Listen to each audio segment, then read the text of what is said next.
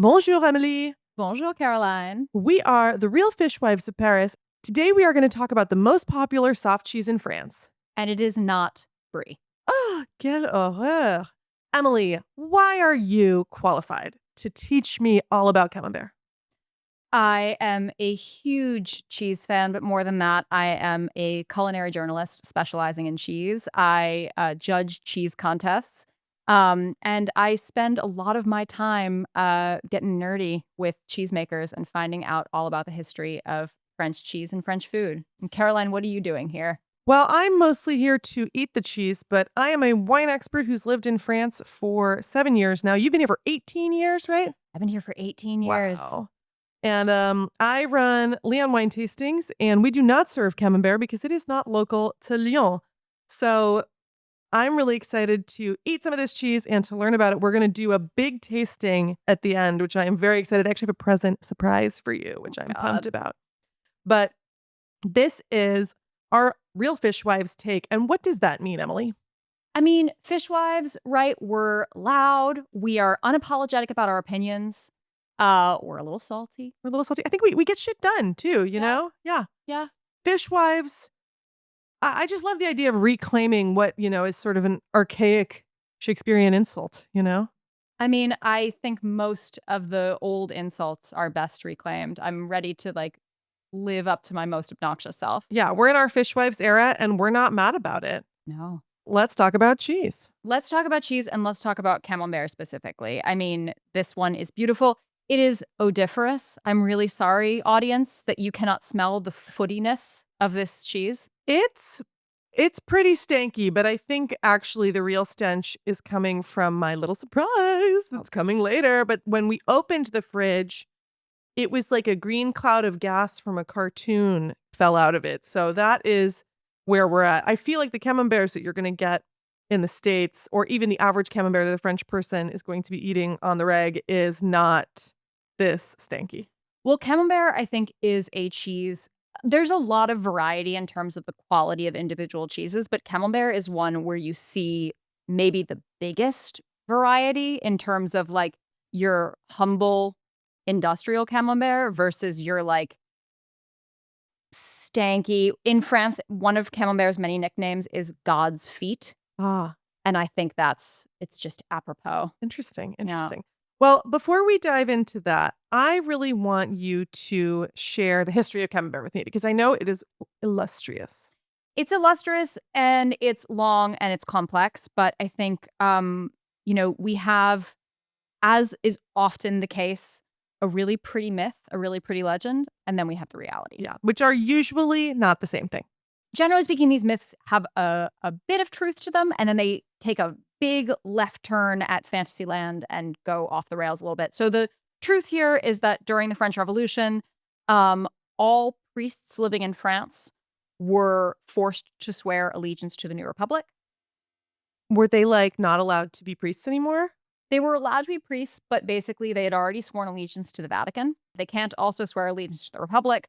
So they have two choices. They either lose their heads or they run away to England. Okay. So we do have a lot of monks who have their hand in cheese making. This particular priest, not necessarily a monk, but definitely a priest, coming from Paris, and he's a member of what we call the refractory priests. And the refractory priests are the ones who run away to England. And so he's passing through Normandy, and according to legend, he meets a lovely young lady called Marie. And Marie says, "Come, father, I will hide you in this castle where I work." Uh-huh. As you do. And the priest is like, "Oh, Marie, you're so lovely. How could I possibly repay you for your kindness? This isn't going where you think it's going." Oh, it's not one of my dirty fairy smut romances, no? I mean, it's a cheesy fairy smut romance. No. It's your next book deal, Emily. Done. I gotta go. So he ends up staying overnight in this castle. She says, "No, all good. No sweat, father. It's just a favor that I want to offer to you." And he goes, No. I'm going to give you the recipe for the cheese that we make where I'm from. Oh, I mean, that's some sweet secrets. Yeah, exactly. Yeah. And he's from Paris. And so the most local cheese we have to Paris is brie. Well, this is a good segue because I have a bone to pick with Americans particularly. Brie is not what you think it is, okay? I'm sorry, but most Americans, when they think of brie, they actually think of something that looks like this. They think of something that they buy that looks like this. They say, "Oh, baked brie." That is not brie. Brie comes from Île-de-France. It comes from near Paris. It is big. Brie is like the size of a pizza. It's big, it's flat. You buy a slice of it. And brie, when we talk about a brie style cheese, what we're talking about is that white rind. Yep. And that's something that brie and camembert do have in common. And that white rind in French we call a bloomy rind or a Bloomy flowered rind. And it's a rind that's, I mean, look, we're the fishwives. We're not going to hide anything from you. It's fungus, okay? It's a fungus growing on the outside of cheese. I take a lot of comfort during these apocalyptic times knowing that when we make everything extinct, the mushrooms will rise up. I mean, they're already here. They're the next great life form, go mushrooms. And yet, this is something that's currently plaguing Camembert is that people are afraid that the mushrooms are dying. No, really?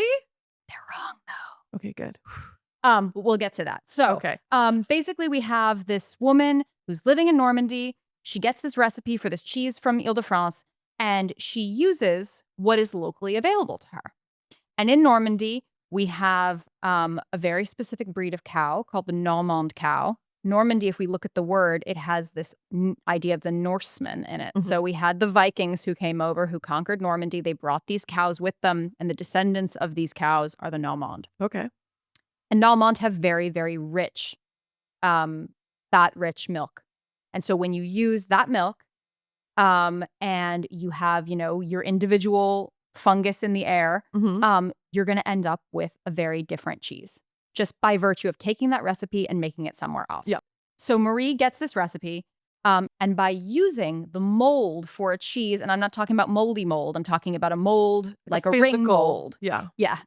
By using the mold for the local cheese to her, which was a cheese called Livarot, she invents a new cheese, which is basically brie made with local milk and the local fungus in the air in a little tiny mold. And it's so stanky. And she names it after the village where she's from, which is Camembert. That's interesting. And there's a lot of connection there with wine because, and this is funny, you cannot replace, a Napa Cab with a Bordeaux or vice versa because place really matters. And that's why these are products of origin. That's why it is an appellation d'origine protégée, AOP, because the place matters. The cows matter. The yeast, the fungus in the air matters. And that is what makes this different from a brie. So Emily, is this story true? It depends on who you ask. But it could be, right? It totally could be. I mean, there is evidence that Marie Harel was a real person. Okay. There is evidence that her children and grandchildren were Camembert makers in the region. But as is often the case, at the time of industrialization in the 19th century, we start to see people telling very convenient origin myths about where their local food comes from. And these are often really pastoral, really gorgeous stories. Because we're now, during the Industrial Revolution, we've got trains. We're trying to sell this cheese in Paris. Exactly. Okay. And so to sell it better, you sell a pastoral tradition. And, when you look at that myth, you see a number of themes coming to the surface. You see, a local maiden who's, in charge, who's, self-possessed. You see the conjunction of old France, the ancien régime at sort of the precipice of the new republic. You see, passing an old tradition down. You see regionality. You see separation of church and state. So you see a lot of themes coming to the surface where it's like, is that convenience or is that really good storytelling? I mean, I love to believe that it's both. I mean, and probably I would say most of these myths start from some sort of grain of truth and then proliferate. What I think is really exciting and important about this myth is the second piece of it, because Marie invents her cheese. And when Marie invents her cheese, she's selling it pretty locally. And then, according to the myth, her grandson meets Napoleon III, who's the nephew. always Napoleon. It's always Napoleon. There's always a Napoleon in all of these stories. Yeah. So Marie's grandson meets Napoleon III at a train station and is like, hey, Napoleon, I got something for you. what up? Want to try my stinky foot cheese? Yeah, just pulls it out of his pocket. But it's important that this happened at a train station Okay. because the reason why Camembert is going to become so popular and become the most popular soft cheese in France. Because it's easy to transport. Exactly. Oh, yeah, because brie is big and it's all melty. So, you know, you swing the wrong way and it just slops off into the distance. That is the image from now on that I will associate You with see, brie. There's a meme of someone like unmolding a flan and it just like falls onto the plate and then slithers off the table. And that's how I'm imagining these bries on the train. Yeah, I mean, Yeah. and that's how Camemberts would have originally been if we'd been sending them by train. A little sort of like slop of cheese. Mm-hmm. Except that we came up with this idea of putting them in boxes. Okay, so that's an Industrial Revolution invention. That's an Industrial Revolution invention. It's something that comes originally from Eastern France, like from the sort of Mont d'Or area, where they have these boxes where they're already putting their cheeses. Okay, yeah.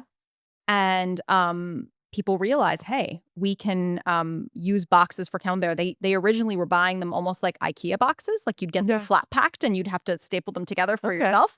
But suddenly, Camembert becomes shippable. Okay, because it's, I mean, in its infancy, it's quite firm.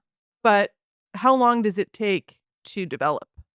So Camembert, when it's quite young, is pretty chalky on the inside. And then over the course of like 2 months, you sort of age it up to its perfect stinky softness. But really, Camembert shouldn't be gloppy. No. There's a lot of rules about Camembert. There's a lot of rules about food in general. I think you're really well positioned to talk about that because most of the rules fall into this AOC or AOP system, which comes from wine.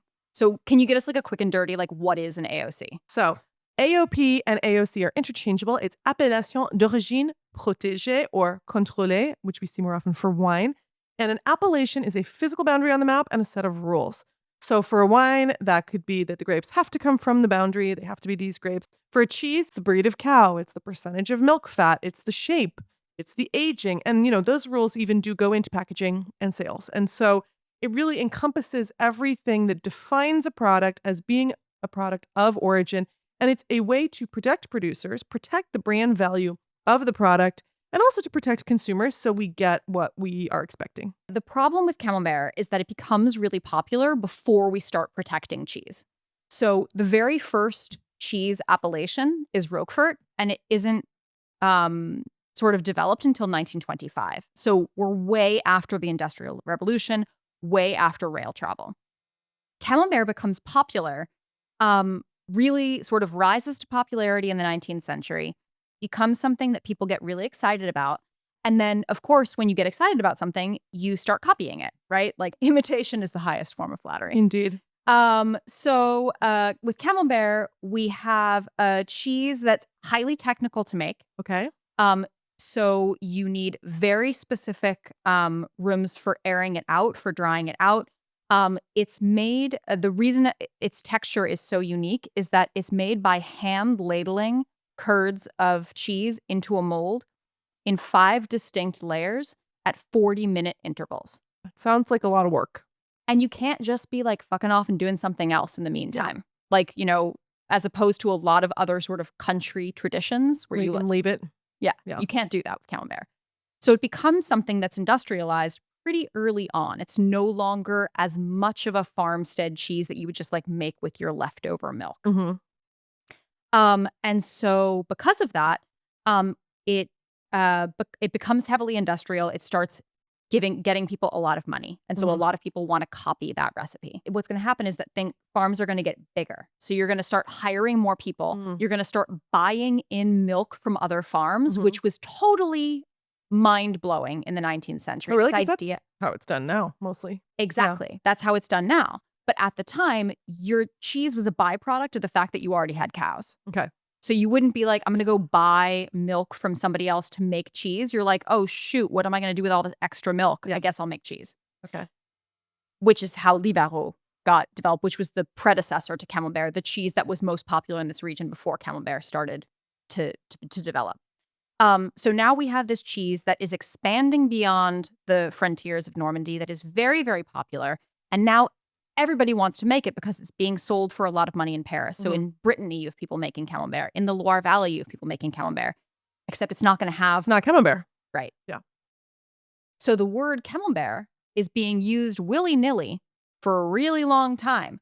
And it means that Camembert doesn't have that same sort of placeness, here-ness as you get with a lot of other cheeses. Well, I guess if it was already diluted and spread out before the 20th century, which is when all these appellation rules come into place, it's harder to claim that status because this is political. This is something where, you know, if I'm making Camembert in the Loire and the people in Camembert are trying to protect it in Normandy and I'm, you know, a big cheese producer, I'm going to take all my money and I'm going to fight it. I'm going to fight it hard. I'm going to say, nope, I've been making this for 30 years, 50 years, whatever. You can't take this away from us, even if Camembert is a place in Normandy. Right. And so they try again and again and again, these coalitions, these, you know, groups of Camembert makers are saying, okay, we don't want you to use our word. We don't want you to use our town name.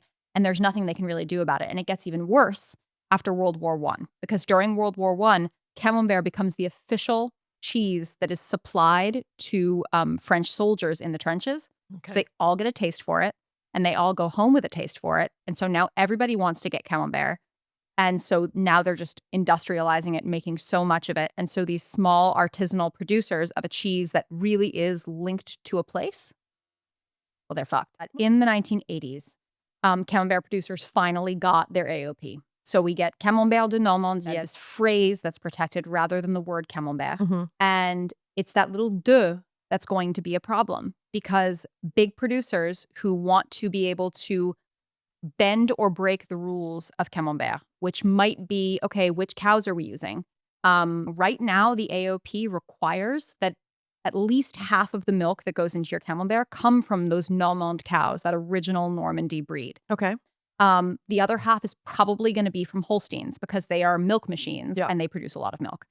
If you're a big industrial factory, you might want 100% Holsteins. Yeah. You might want to pasteurize. That's illegal in the AOP. Well, that is why, unfortunately, for our compatriots in the States, you cannot actually get Camembert de Normandy because it is unpasteurized. It is raw cow's milk. Right. And in the United States, the FDA has a stipulation that any raw milk cheese that's imported must be aged at least 2 months to be imported. And it also has very strict regulations about how much dry matter to water ratio you can have. So none of these sort of wet, soft raw milk cheeses are able to be imported. Camembert is an arena in which a lot of arguments about AOPs play out because Camembert is so representative of France to the French. The French identify very strongly with Camembert, and we can talk a little bit more about that. But the fact that this is playing out in the Camembert arena means that you have big producers who are saying, okay, we're not going to call ours Camembert de Normandie. We're going to call it Camembert fabriqué en Normandie. Camembert made in Normandy. Oh, that's so cheeky. Yeah. And so now that's illegal. That's become illegal very recently. Thank you. But there was, in 2018, there was this huge back and forth of industrial producers saying, basically, we want to be able to export Camembert de Normandie to the United States and Japan. So you have to let us pasteurize. Yeah. And small Camembert producers saying, no, we don't want that because it's going to basically kill off so much of what makes this so deeply flavorful and so complex. Is the bacteria, it's all the good stuff. Cheese is alive, let it be gross. Yeah. Yeah. And that brings us to this idea of those local endemic mushrooms that hopefully will survive the apocalypse. They will. And yet. So during the Industrial Revolution, it actually started in Brie. When we think about these bloomy rinded cheeses, what color is the outside? White. So the problem is, originally these cheeses weren't just white. They were like white with like blue blotches. Ooh, I still see that here, but It scares the Americans, that's for sure. Well, and I think that potentially, just my nose is telling me that maybe when we open up this Camembert, it might not be 100% white. Like when you buy brie in the States, it looks like wall plaster. Yeah, it's always going to be completely white. Right. Yeah. Also, all brie or Camembert in the States is always going to be unripe. Yeah. Yeah. And the rind is going to be so thick. Here, you're supposed to eat the rind. Yeah. And in the States, I don't condone it, but I can understand why people would carve the rind off of their brie in the States. I have seen people at Lyon wine tastings try to scoop the flesh out of a Saint-Marcellin. Saint-Marcellin, you guys, is like the size of an orange, maybe. It's tiny. It has a super thin rind. It's wet. Like you can't eat. There's nothing left if you try to scoop the flesh out of it. It's so funny. It always makes me laugh when people do that. I'm like, why are you scared of this? It's fine. I know. And I always say to people, what you do on the privacy of your own plate is your own business. But do not carve cheese out on my cheese board. I'm still judging you. I mean, I'm going to judge. Yeah. But I'm not going to, but I will actually scold you. Yeah. If you take your knife and scoop the inside of a brie out of. Oh, you are on the street. You are out. We're not friends anymore. I'm blocking your number. We're done. That's crimes against cheese. So with this white rind that we have now, that's actually something that came from the Industrial Revolution. And that's something that we have you sort of microbiologists who studied under Pasteur to thank. It starts in brie. They kind of basically isolate an albino mutant of the Penicillium camemberti mold that makes this white rind on the outside. And for a long time, people have actually, even before the industrialization of it, producers and consumers alike kind of agree that they want a whiter rind. It doesn't need to be white, but they want it more white than it is blue. Yeah, I mean, when you think of it being white. Right. Yeah. And so originally, producers are going to try and naturally make this happen by encouraging the red mold to form because the red mold kind of kills off the blue mold. Okay. But in brie, they're like, hey, this albino Penicillium camemberti is just white all on its own. And the brie makers are like, yes, we're going to start using this. And the Camembert makers, they're Normans. Yeah. They're like, fuck you and your albino mutant strain. Yeah. We don't want this. No, we don't want it. But bit by bit, starts to become popular, starts to take hold.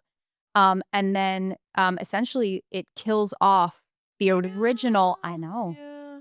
And these days, everybody from the producers of Camembert to the producers of brie to the producers of bloomy rinds in the States, like, Cowgirl Creamery. Yeah.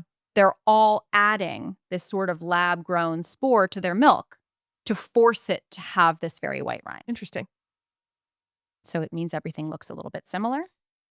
Yeah, people are weird about cheese. I think that having it look what they're expecting it to is probably just a very modern thing where people have, especially Americans, just have no experience with the fact that cheeses can be moldy and they're fine, Well, they are moldy. They are. They literally are. Like it'd be bad news if there was no mold on the cheese. It wouldn't be cheese. It would be spoiled milk. Exactly. So that's interesting. Speaking of good news, can I show you some surprises that I have for you? Yes. So when we look at the Camembert de Normandie packaging, it's about 5 inches wide. Mm-hmm. It's in this little wooden box. It has a lovely picture on it. It says Camembert de Normandie. It has the Appellation d'origine protégée stamp, which is red and yellow. It says au lait cru, which is with raw milk, moulé à la louche à la main. What does that mean? That means it's hand ladled. So basically they use a big slotted spoon that they call a pelle à brie, which means a brie shovel. And it's a serrated, sort of a slotted spoon that means that you're going to be able to hand ladle the curds in sort of delicately and you end up with the perfect texture that way. Cool. It also says fromage fermier, which is made in a farm. So that is our AOP Camembert de Normandie. That's so beautiful. And then I got a crappy Camembert. Oh my God. So this is from Casino. This is just from the grocery store. This was the cheapest one I could get. I think it was $3.20. The other one was not $3.20. I'll tell you that much. Mm-hmm. And this just says Camembert au lait pasteurisé. So this is pasteurized. It does say that it is French milk. I think one thing that's also really interesting when you look at these two boxes is that we still have that storytelling. So when we're talking about the legend, like on the traditional Camembert, the one that's moulé à la louche, the one that has its AOP, there is a Norman lady on it, and it says what? Tradition, noblesse, like Tradition, qualité, noblesse. So we are telling ourselves a story about this cheese, but it's reflected in these charters and controls, and you know, it's a story, but it's also reflected by the reality. Yeah, but this still has a crest on it. It still has the lions. It's still trying to look fancy. Yeah. You know, it's trying. It's trying. Well, so these are our Camemberts, but I also thought I would surprise you with 2 other cheeses. Oh no, what? Well, this took this was like 16 euros. It's crazy. Oh my God. This is the stinkiest of the stinkers. Olivero. Oh my God. So this is actually a little bit bigger than our Camembert. And this is the cheese that was the precursor. It smells disgusting. It smells like a gym that's never been cleaned. Yeah. These are the ones that if you bring them on a train, everybody knows about it and they all hate you. It's on my fingers too now, but I'm not sticky. done. Oh no. What did you get? What did you do? I'll put this on here because it's the queen. Okay. I got a Camembert au Calvados. My favorite cheese in the whole. Really? Yes. So this is a special one because it basically is something that the cheesemonger himself made. He carves it up the top and then soaks it in Calvados, which is apple brandy from Normandy. And so this is something that I saw and I was like, well, that looks pretty special, so we should get it too. Should we unwrap these? Yes. We should definitely unwrap these. So I'm going to start by, you can work on unwrapping those, and I will start by cutting the Livero since it's close to me. So the Livero is a little bit bigger than the other 3.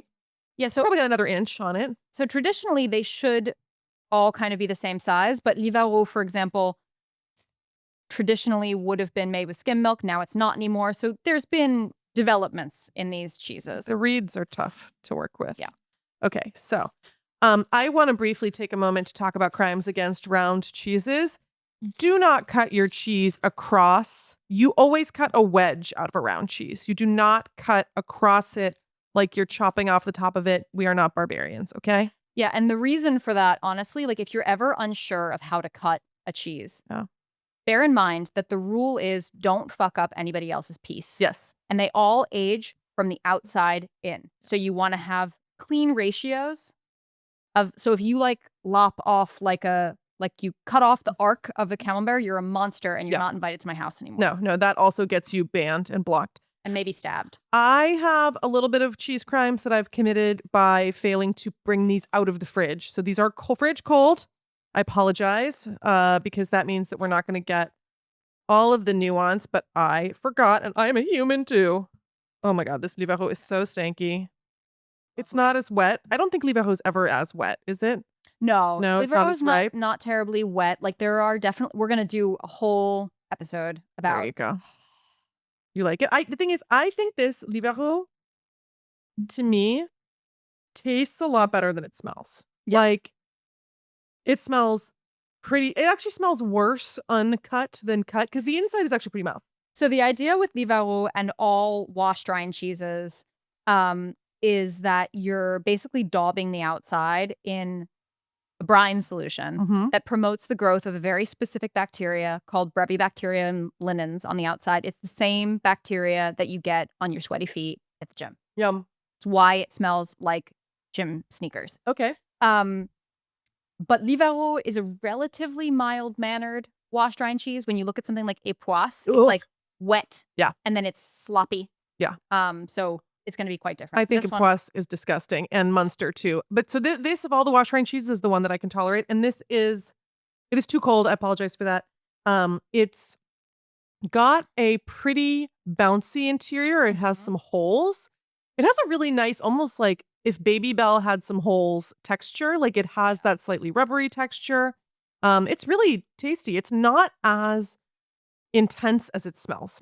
On the palate, you know, in French, we call it the pâte, the like paste, the inside of the cheese, like the texture. That I think it's a little bit rubbery. It's got nice holes in it. It's it's good. I mean, the idea behind these is that they're supposed to taste kind of meaty. So they Yeah. kind of have like a brothy, umami kind Yeah. of vibe. These are the ones, probably the only washed rind cheese that most Americans will have encountered is Limburger. I don't know what that is. It's if you grew up in like a German American family, Is you've it probably had Munster? it. No, it's the German.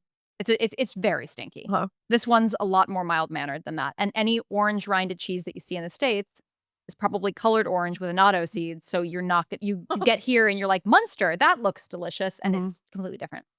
This is tasty though. This is tasty, yeah. Mm-hmm. It doesn't ruin my life, which I think No. is good. Let's compare these two Yeah, camemberts. seriously, because we need to see. It's even if you blindfolded anybody and said, okay, that you can tell the difference between these two cheeses. So Also, I mean, even when you sniff it, the first one smells like bleach. Yeah, a little bit. Yeah. So that ammonia kind of The smell, and then you get second a lot smells on bloomy rinded saltier, cheeses. like the sea almost. Yeah, there's like a briny vibe. Iodine thing. And you can also see on a real raw milk Camembert, you do get some like brown on it Okay. in addition to the white. So you have just plain white on the pasteurized one. Is the brown from Oh no, there are some other there's a little bit of Yeah. orange mold on this Mhm. too. The thing with these white rinded cheeses and there was this whole hubbub about Camembert and Brie are dying. Mhm. And everybody said, oh, it's because this white mold is dying. And it's not dying, but it's because it's being cloned constantly. Mhm. People are worried about what happens if there's a pathogen that comes after this one mold. Well, then we're all fucked. Yeah, well, I mean, any monoculture is a risk. Exactly. Yeah. And so these days, a lot of smaller producers, I'm not personally familiar with the producer of this cheese, but a lot of small producers of raw milk Camembert are working on cultivating a more natural sort of medley of molds that might mean that we're going to have Camemberts that are slightly more colorful, but they're going to be more protected. I just want to take the moment of having this crappy Camembert to actually show Please. a crime against cheese. Oh, do it. This is for YouTube. My heart. My husband would divorce me if I did this at our dinner table. So if you've ever done that, you're an asshole. And am I the asshole? Yes. Yes. Yeah. And actually, will you cut a normal human piece of Okay. this? Like a normal human being. God. Oh, it's a very different texture. Yeah. It's really dry on the outside. Yeah. And this is what we want to see. Yeah. Oh, this So has a lot more these holes. It's also more yellow. Yeah. Those holes are proof of the hand ladling. Interesting. Because it's gonna when you've got and this is so perfectly aged. It's not super ripe. It's not overripe. No, it's just It's right. not melty. A little bit in the middle, but not really. I wouldn't call it Wait, melty. we have to try the awful one too. Okay, fine. I'm sure it's fine. I mean, it just tastes like nothing, right? Probably. Let's see. Okay. French people are gonna see this. Just be so mad. Let's This see. honestly, like on the outside, it did smell bleachy. On the inside, it smells like nothing. Smells like nothing. No. Like it's completely antiseptic. And this is what people are. I mean, it tastes creamy. It tastes exactly like what I'm used to. This is what Americans are carving up, filling with cranberries, honey, and walnuts, and baking in the oven. I was gonna say, I understand why Americans have to wrap it in pastry because it doesn't taste like anything. No, it's not bad though. It doesn't taste bad. There's nothing wrong with it. It just doesn't taste like anything. No. This though. Let's see. Oh my God. This definitely smells grassier, nuttier. Mhm. The texture is very visibly different. The crust is thicker. Yeah. And the inside has those little air bubbles. It smells like It smells good. cauliflower. Yeah, it has a little bit of that brassica, cabbagey Yeah. stank, you know? But it's not super stinky. No, it's not like unpleasant. Like Ooh. It has a lot more flavor. Mhm. Wow. and like a nice stick to your teeth kind of texture. That's really good. Oh. But this, we're not putting this in the oven. No. And a French person wouldn't put this in the oven. Would they? I mean, do French people bake brie? The only I time did I've seen- it myself. Do French people bake Camembert? They do. Yeah. I've also seen a lot of French people in the summer. They'll they'll wrap it in tinfoil and put it in the end of because French people eat their cheese after their main. Mm-hmm. So when your coals are dying down after your barbecue, you wrap your Camembert in tinfoil and stick it in like the dying coals. That's cute. That's nice. And you can get in like You dip restaurants bread in that- it, right? Oh yeah, you dip bread in it. People bake Mont d'Or a lot, which is the cheese that gave us the box. Yeah, Mont d'Or they bake for sure. That's bigger, but that's also super melty and unwieldy. Like you can't really remove it from its box. I don't know how to deal with this, whatever this is, so I'm gonna leave this to the expert. Yeah. Camembert au calva. I just saw that. I was like, that looks so foul. Emily's gonna love it. So it's soaked in Calvados and then rolled in breadcrumbs. Okay, I was wondering about that very strange texture that I'm seeing. It smells like booze. Yeah. So it looks horrible. This is honestly my favorite. I love it so much. I'm glad that my surprise worked out. It looks disgusting. It looks delicious. No, but like the breadcrumbs are alarming. I'm glad that that's breadcrumbs because I was like, what the fuck is soaked that? in booze. Okay, so the breadcrumbs are soaked in booze. No, the cheese is soaked in booze and then rolled in breadcrumbs to soak up the booze on the outside. Okay. It smells beautiful. It smells like Calvados, like apples. Yeah. Mm-hmm. And so Calvados and Camembert from the same area, so it totally makes sense. What grows together goes together. Mm-hmm. This is delicious. Mm-hmm. And this Camembert is not overly ripe either. No, it's not. No, it's well, it's also a little cold. So should you ever end up with a cheese that is too cold, you can always kind of massage it and then you warm it up a little bit, and then it'll taste like more. Weird. That's what we do. Okay, that's the cheese expert's tip. Try doing that at your next dinner party, guys. Don't do it at a dinner party. Fondle your cheese. Delicious. I like this more than I thought I would. This would be something It's not that super scary. No, it's delicious. Mm-hmm. This is something that I think would be a really nice dinner party cheese if you had a really intentional menu and this was your only cheese. You know, you had 4 people. This is a 4-person size cheese, I think. Mm-hmm. And you had a really intentional, cheese course that wasn't multiple cheeses. This would be a really nice choice because it's a scene stealer. Mm-hmm. It doesn't, you could serve it with other stuff, but actually like something like this, you bring a cheese like this out, you tell the story about it. It's so interesting. It's so different. It's so unusual. I've never seen anything like this before. I'd never encountered it, didn't know it existed. I just was buying Camembert from the cheese guy and I saw it. I was like, well, I guess I got to get it, And so I'm very delighted to have discovered it.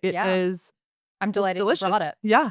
I mean, I think that's also a really cool idea in the context of the way that French people think of Camembert. We have a friend, Allison Zinder, friend of the podcast, who is sort of realized that French people would not typically serve or bring Camembert to somebody else's house or like buy Camembert for dinner party because it's just so ubiquitous. Yep. Everybody has their own opinion about like how done do you want it. I mean, when you go into the supermarket and people are in the Camembert aisle, they will open up the box of Camembert and kind of push the heart and smell it to see if it's done enough. Well, so, you just don't see it very often at a nice restaurant even, or on a cheese board because 95% of it is industrial, right? And only 10% of it is actually the AOP. Yeah. That's crazy. And it's funny because it is so mild. It's something I think children eat a lot. And it's something that's so ubiquitous in the culture that they even use it. Like anytime you're talking about like a pie chart is a Camembert, right? Yeah. So instead of pie, it's Camembert. It's like the little Camembert wedges. Yeah, like, the Trivial Pursuit. And you can buy individual wedges of the president, Camembert, right? And that's for kids, for like a or you get it, on Air France in your meal. You get like a little individually wrapped wedge of president. That's funny. And that's where I think it's so hard when people come over from the States having tried this sort of like version of it that's so heavily pasteurized. So sanitized. Exactly. Yeah. And so when you see that like you could go to your cheesemonger and same cheesemonger, same cheese, 2 producers, if you bought 2 different Camembert, or even as you've done, bought like a Camembert and a Camembert au calva, it's completely different. It's a completely different texture. It's a different taste. All of these are really different, and they're all honestly, even the crappy Camembert, there is a nostalgia there. It's funny. I can't muster nostalgia for bad baguette, but I can muster nostalgia for normal Camembert. But if you have been calling this small circle of boring white cheese brie all your life, today is your signal to stop. Please, for the love of cheese, stop. Until next time, au revoir and à bientôt. This has been. What do you want me to say? I don't know. Until next time, au revoir and à bientôt. This has been the Real Fishwives of Paris.